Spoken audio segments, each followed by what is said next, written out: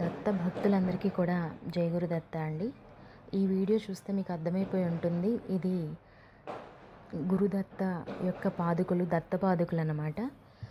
మనకి ఈ పాదుకలు గురించి సహకారం అందించి నాకు సమాచారం ఇచ్చిన వారు హేమదత్త గారు, వారి కుటుంబం అన్నమాట.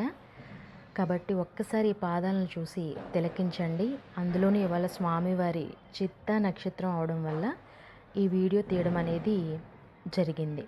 ఒకసారి తనివి తీరా ఈ పాదాలను దర్శించుకుందాం. జై గురుదత్త, శ్రీ గురుదత్త, దిగంబర దిగంబర, శ్రీపాదవల్లభ దిగంబర, దిగంబర దిగంబర, శ్రీపాదవల్లభ దిగంబర. ఇక్కడ నేను పాదుకులు మాకు పంపించిన వారి నెంబర్ మీకు ఇస్తున్నాను. ఆయన పేరు రాజీవ్ గారు అనమాట, రాజమండ్రిలో ఉంటారు.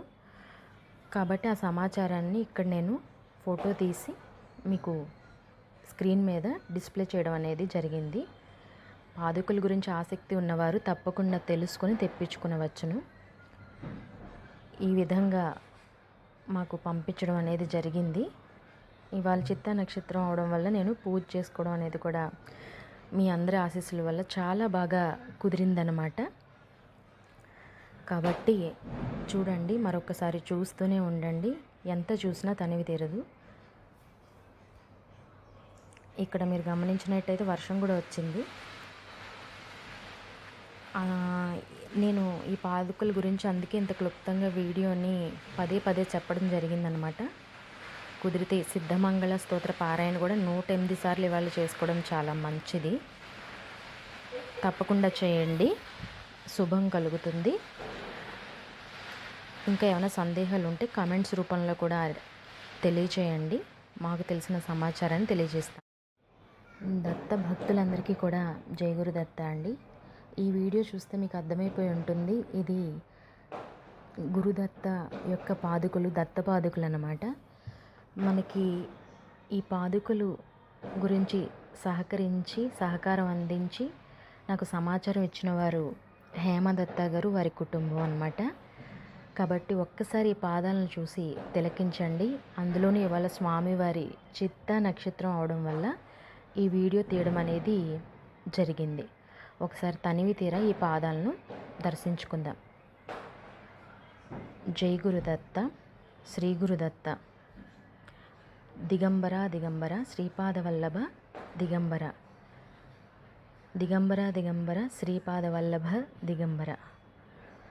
ఇక్కడ నేను పాదుకులు మాకు పంపించిన వారి నెంబర్ మీకు ఇస్తున్నాను. ఆయన పేరు రాజీవ్ గారు అనమాట, రాజమండ్రిలో ఉంటారు. కాబట్టి ఆ సమాచారాన్ని ఇక్కడ నేను ఫోటో తీసి మీకు స్క్రీన్ మీద డిస్ప్లే చేయడం అనేది జరిగింది. పాదుకల గురించి ఆసక్తి ఉన్నవారు తప్పకుండా తెలుసుకొని తెప్పించుకునవచ్చును.